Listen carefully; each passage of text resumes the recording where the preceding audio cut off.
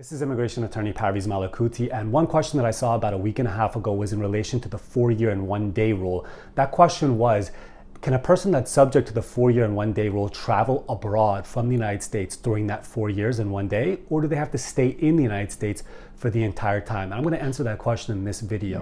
Now, just backing up for a quick second, if you remember, the 4-year and 1-day rule basically states that if you are a green card holder working towards naturalization and you break what's called continuous residence during those 5 years, instead of having to start over from scratch again and accrue another 5 years of continuous residence, you can basically start over and accrue 4 years and 1 day of continuous residence. So it saves you about a year. That's what the 4-year and 1-day rule says. Now, the question that arises is, during those 4 years and 1 day, can the person travel abroad from the United States, or do they have to stay in the United States? And the answer is yes. The person can travel during those 4 years and one day, as long as they don't break that continuous residence again. This is important to remember.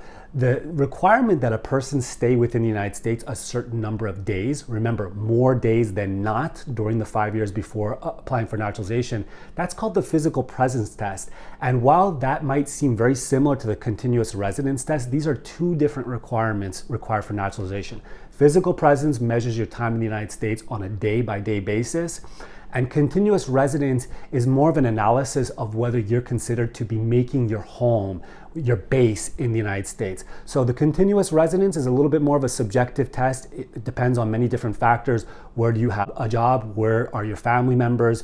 Where do you have a home?